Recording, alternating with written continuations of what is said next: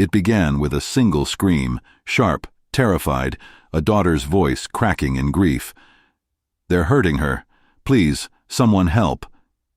In a quiet suburb just outside Dallas, the morning calm shattered. A woman lay face down on the pavement, a pool of blood beneath her, and her daughter, tiny and shaking, stumbled toward strangers, her tears falling like rain. The world froze. Before we dive deeper, tell us where you're watching from. And if you believe heroes can come from unexpected places, hit that like button. They called her Hope, not her real name, but that's what everyone whispered even then. She was 29, mother to little Anna, working 2 jobs, always smiling when she could. That morning she drove home from her shift at the diner, the scent of stale coffee and grease still on her uniform. 20 minutes from her house she pulled over. Her car had broken down. She stepped out, popped the hood, and reached for her phone. That's when 2 figures emerged from the trees. They dragged her toward the darkness between pines, shouting words Hope would never forget. "Keep your mouth shut. Don't scream." Down the road, Anna, no more than 6, watched from the back seat, trembling. She pressed her tiny fists to her lips, hearing muffled shouts, the metallic clang of the car's hood slamming shut. And then, nothing. 45 minutes later, a stranger showed up. Name, Jack. He was on his way home from visiting his dying father, had no business being there. But he saw the car idling, doors open, no sign of Hope. He stopped. He asked questions. He called 911. He drove Anna, shaking, silent, toward safety. Jack would say later, "I knew something was wrong when a car this late wasn't running, with a kid staring at me through the window." That was the moment everything changed. Out in the dry, cracked heart of Arizona sat a town most maps barely remembered. Ridgeway. 2,000 people, 1 gas station, 1 bar, and a horizon that never seemed to end. It was the kind of place where everyone knew your name, your business, and your mistakes. Most nights the only sound was the low growl of motorcycles cutting through the desert air, the Iron Saints. To outsiders they were trouble, a gang of outlaws, men with scars and short tempers. But to the people who actually lived there they were something different, protectors of the weak, the forgotten, and the ones the law never bothered to save. Their leader, Mason Cole, had the kind of face that told stories without saying a word. A thick scar ran across his jawline, a souvenir from Afghanistan, where he'd served 12 years in the Marines. He'd been out of prison for only 8 months, after serving time for a fight that went too far. Since then, he'd kept his head down, fixing engines, drinking cheap coffee, pretending he didn't care about anything anymore. But when that little girl stumbled into the diner that morning, everything he'd been trying to bury clawed its way back up. Her name was Ellie, 7 years old, barefoot. Her hands were trembling as she pointed toward the highway, where her mother was still trapped with Rick Dalton, a man Mason knew all too well.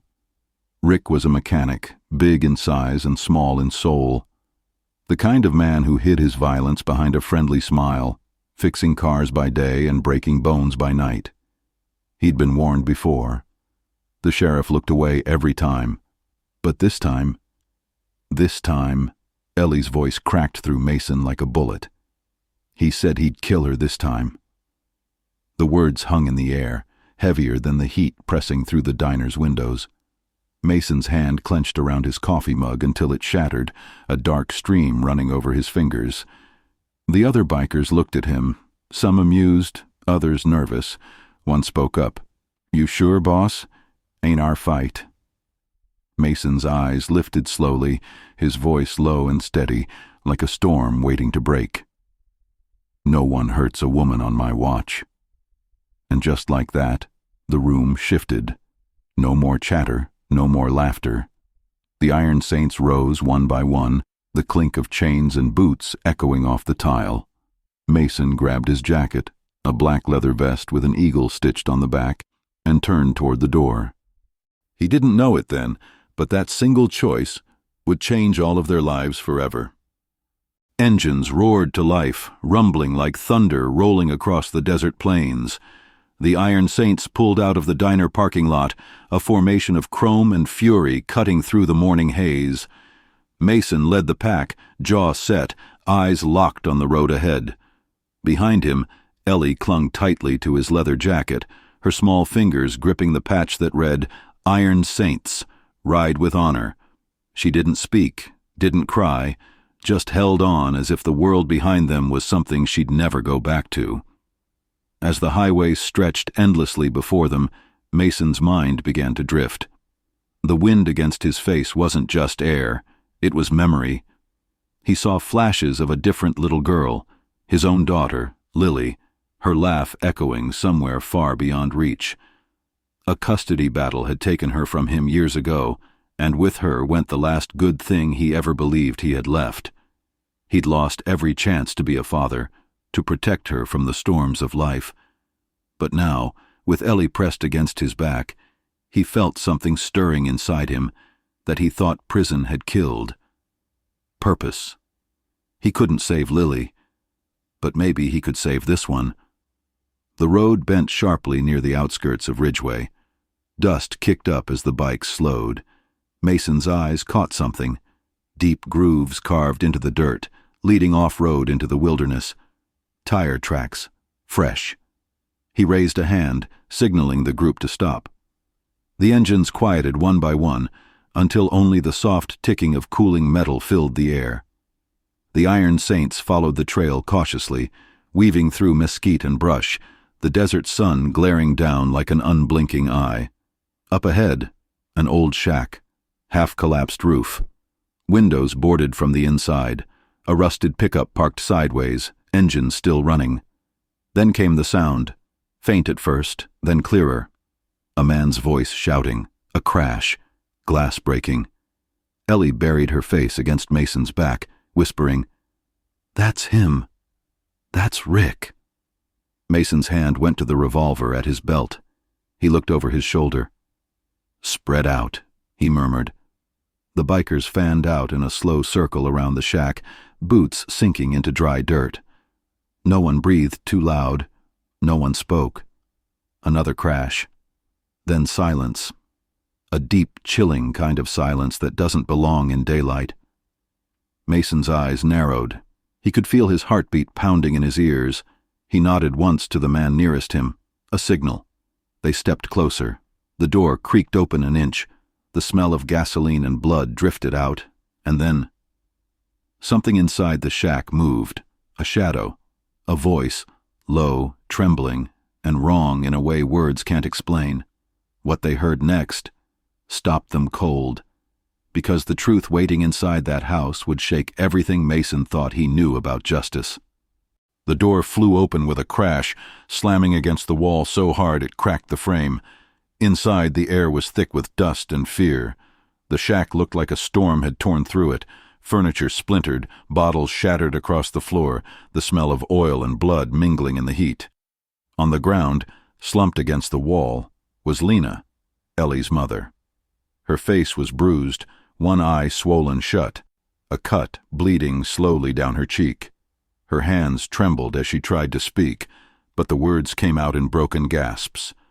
Rick Dalton stood over her, his shirt soaked in sweat, a crowbar in his hand. His voice tore through the silence, rough, vicious, unhinged. "She had it coming. She never learns."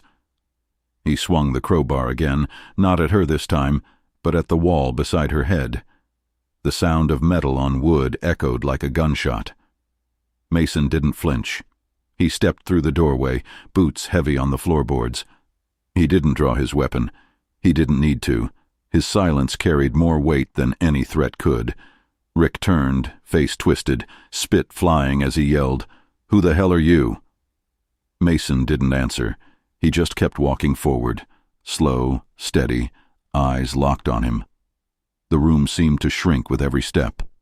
Behind him, the rest of the Iron Saints filled the doorway, shadows against the sunlight. Rick lunged first. The crowbar came up, but before it could strike, one of the bikers grabbed his arm, twisting it until the metal clanged against the floor. Another pinned him down as he shouted curses no one listened to. Mason stood over him, breathing hard, not from fear, but from the storm building inside him. He stared down at Rick for a long time, then turned toward Lena. She tried to sit up, but her body refused. Her lips were pale, her voice barely a whisper. "He's not the only one." Mason crouched beside her. "What did you say?" Lena's eyes darted toward the back of the shack, wide and desperate. "He's not the only one," she repeated, weaker this time.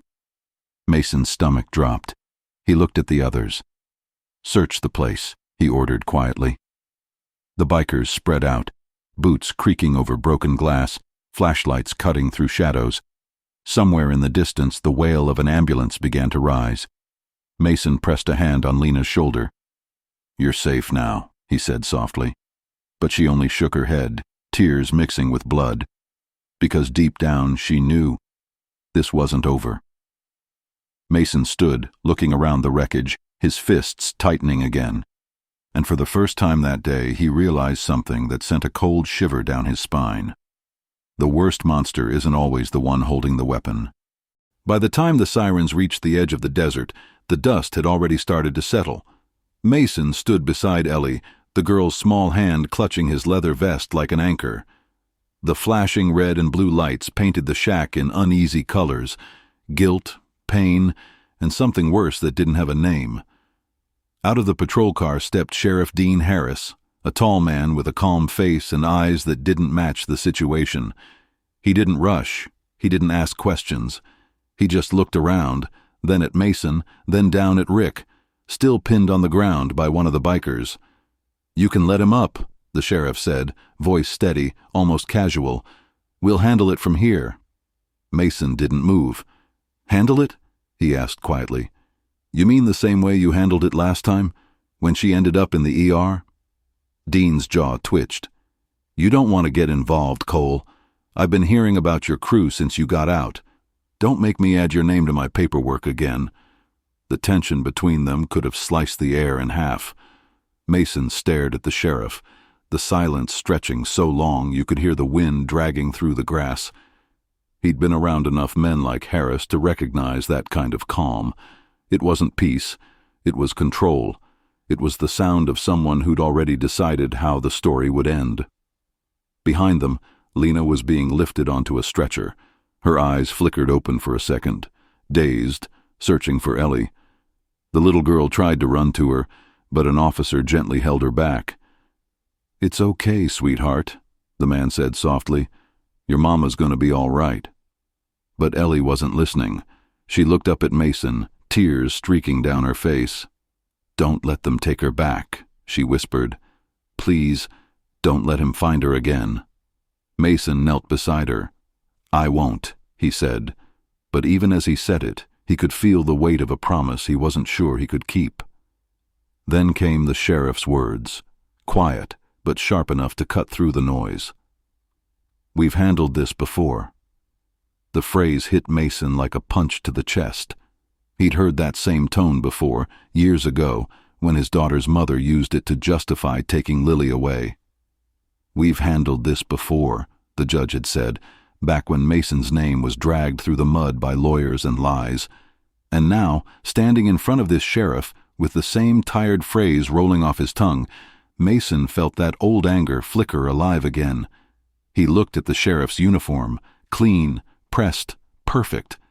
But there was something off about the way Harris avoided his eyes, the way his hand hovered over his radio without ever using it.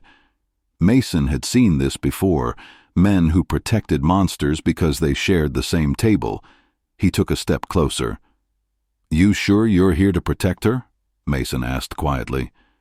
"Because from where I'm standing, it looks like you're protecting him." Dean didn't respond. He just smirked slightly, nodded to his deputy, and said, "We'll take it from here, boys." Mason watched as Rick was pulled to his feet, laughing through his bloodied lip. "Told you," Rick sneered. "You can't touch me." That was the moment Mason realized something deeper was at play. This wasn't just about one broken family.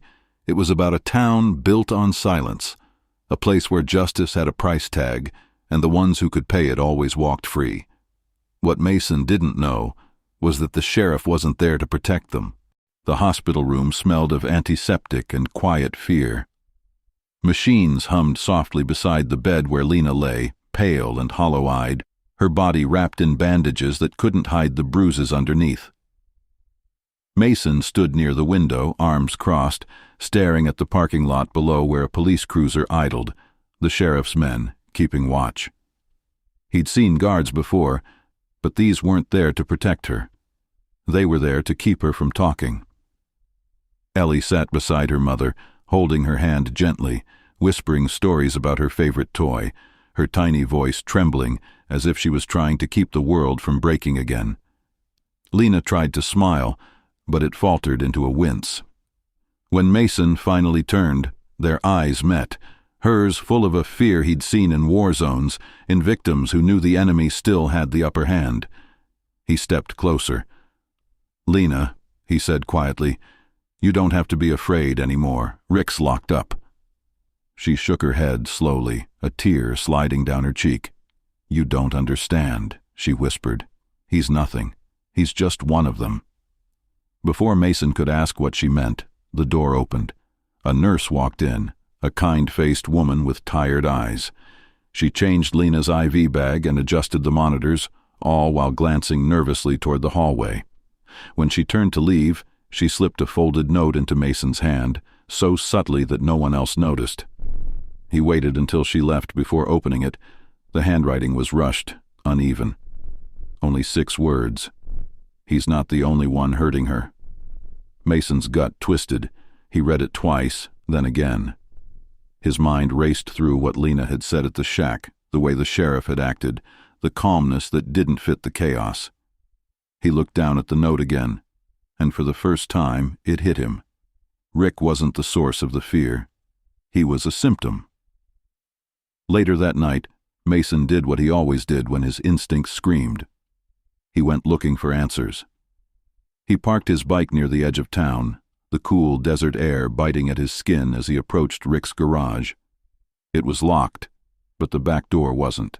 Inside, the smell of oil and gasoline mixed with something sour. Secrecy. Papers, ledgers, receipts. He found names, times, truck numbers, and then a separate folder, photographs, women, girls, some local, some missing for months. Mason's stomach turned. Lena hadn't been a random victim. She'd been trapped, part of a trafficking ring run through the local garages. Cars came in, cargo went out, and no one asked questions. Rick Dalton had been one of their enforcers, a low-level pawn in something much bigger. And at the top of it all, the one keeping it buried, was Sheriff Dean Harris. Mason sat there in the dim light, holding the photos with shaking hands, the weight of every war memory crashing into him at once. He'd fought enemies overseas, men who wore their evil like a uniform. But this was different. This was home. This was a town where evil wore a badge and smiled while shaking your hand. He could walk away. He'd done it before. He could pretend this wasn't his battle, tell himself he'd done enough for one lifetime. But as he looked down at Ellie's drawing, the one she'd given him before he left, a picture of her family holding hands in the sun, he knew the truth. He couldn't run this time. The road had taken Mason through hell, but this was darker than any war he'd ever fought, and now he had to decide, expose them all, or become their next target. When the truth hit Mason, it didn't come as a whisper. It came like a hammer. By the time the sun dipped behind the desert hills, he had already made his decision. He picked up his phone, dialed one number, and waited. The voice on the other end was gravelly and familiar. Mason didn't waste words. "We're going in tonight." That was all it took. The Iron Saints knew what it meant. No debate, no hesitation. The night carried a strange stillness, a kind that only comes before chaos. One by one, the bikers gathered at their old warehouse outside Ridgeway, headlights cutting through the dark. They didn't speak much. Each man moved with silent purpose, checking fuel, loading up gear, sliding wrenches and chains into saddlebags. The air smelled like oil and resolve. Mason walked among them, his leather jacket zipped tight, his scar catching the moonlight. As he turned to mount his bike, a small voice stopped him. Ellie. She'd found her way there, clutching the stuffed bear Mason had bought her from the hospital gift shop. Her eyes were wet, her lip trembling. "Please," she said, "don't go. I don't want you to get hurt." Mason knelt down, resting a heavy hand on her shoulder. His voice was soft but steady. "Ellie, sometimes doing right means getting dirty." He gave her a faint smile, the kind that hides more pain than comfort. "You hold on to your mom, okay? I'll be back before you wake up." She nodded, but the tears kept coming. Mason stood, gave her the smallest salute, a habit from another life, then turned toward the bikes waiting under the desert moon. Minutes later, the Iron Saints roared across the open highway, their headlights blazing like a convoy of ghosts. The plan was simple: hit the compound on the outskirts, the one Rick's ledgers had pointed to, an old freight yard converted into a garage for imports. Inside, Mason knew they'd find more than car parts. The raid unfolded in silence. The men moved like shadows, breaking locks, cutting power, storming through the back entrances. What they found inside froze them all. Dozens of crates filled with fake IDs, bundles of cash, photographs, and ledgers that tied everything together. There it was, the proof. Receipts signed by Sheriff Dean Harris himself. Shipments routed through impound lots that didn't exist. Every name, every dollar, every lie. Mason stood over the evidence, chest heaving. "Get pictures," he ordered. "Everything. We're sending this to the press." One of the bikers pulled out his phone, dialing a local journalist, an old friend who'd once written about the Saints back when they were still called criminals. Mason didn't trust the police. Not anymore. He wanted the truth to come out where it couldn't be buried, but truth has a way of traveling fast, and so do secrets. Within an hour, a radio call went out across Ridgeway. Shots fired, possible suspects, the Iron Saints involved. Mason knew what that meant. The sheriff was coming. They barely made it halfway back to town when the red and blue lights appeared in the distance. The highway stretched endlessly ahead, the desert wind screaming against their faces. Mason slowed his bike, motioning for the others to scatter. He'd buy them time. He had to. When the sheriff's cruiser pulled up beside him, gravel flying, Dean Harris stepped out, hand on his holster, the look of a man who'd already written the ending. The two men faced each other in the middle of the empty road, the roar of engines fading behind them. "Should have stayed out of it, Cole," the sheriff called out. "You don't get to play hero here." Mason didn't move. "Heroes?" he said, his voice quiet but sharp. "You wouldn't know one if he bled on your boots." The air crackled with tension.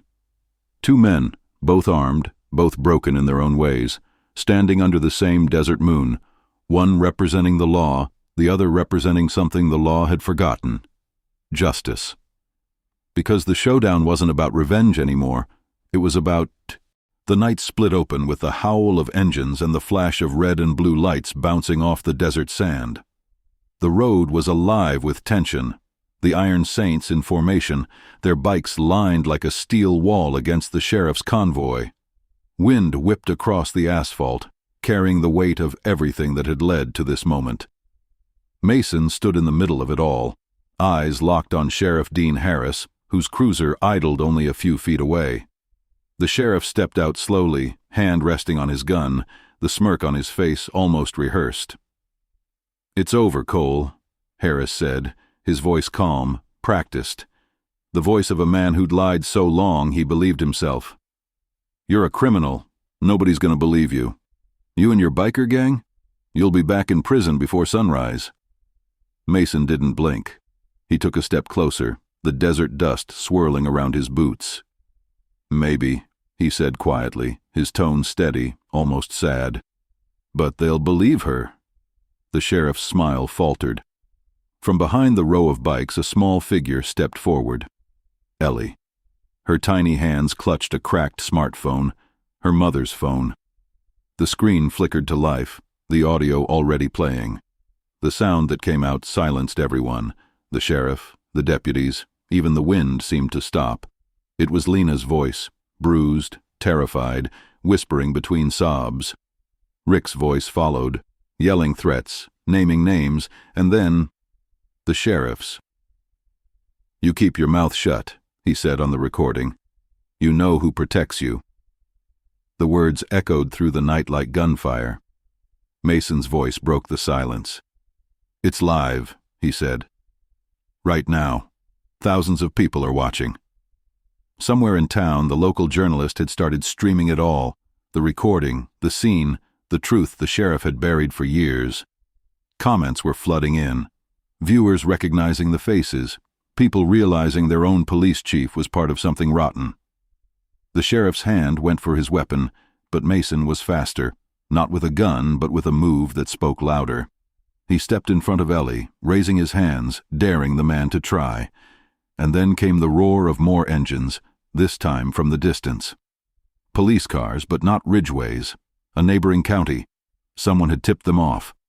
The Iron Saints revved their engines, forming a wall of metal and courage around the little girl, their headlights cutting through the dust like a halo.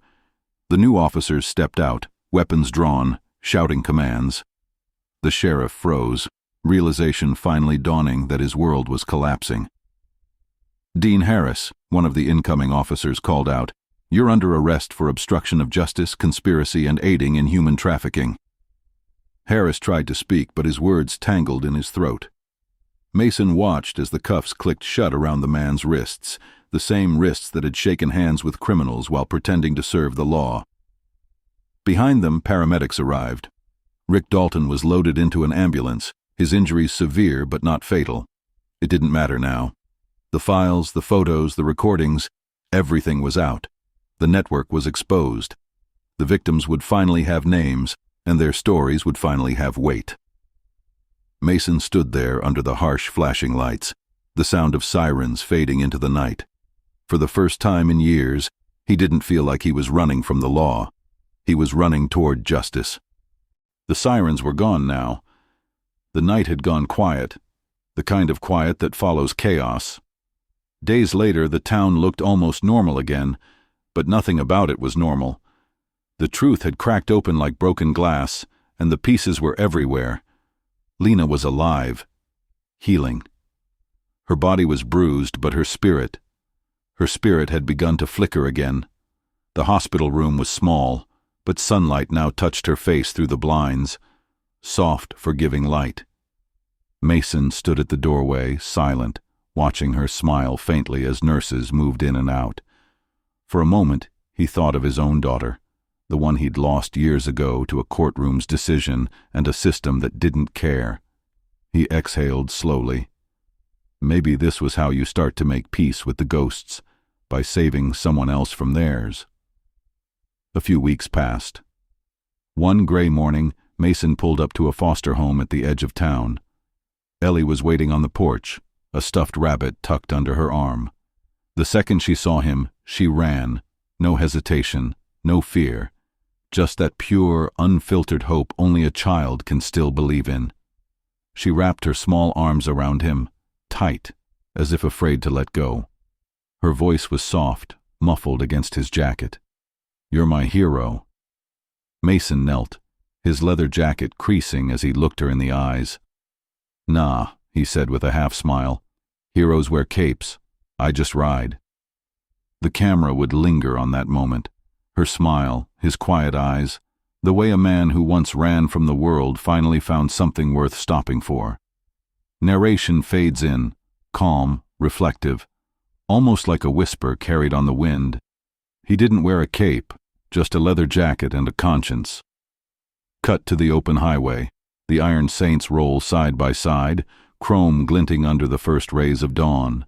The sky bleeds gold and orange, the sun chasing away the night that once seemed endless. Mason rides in front, eyes forward, wind in his face, the road stretching infinitely ahead. And as the music swells, the narrator's final words drift in like a prayer. Sometimes, the road to redemption doesn't start with a choice. It starts with a scream, and the ones brave enough to answer it, they're the ones who remind the rest of us that even in the darkest corners of the world, there's still light worth chasing. Narration, soft, reflective, the tone slowing, almost like the final verse of a song. The world loves to judge by what it sees: leather, tattoos, noise, the smoke of engines, and the weight of reputation. But kindness, real kindness, doesn't always wear a suit or a smile. Sometimes it rides a Harley. Sometimes it hides behind scars and silence. A pause. Wind fades. The echo of distant engines hums softly beneath the narrator's voice.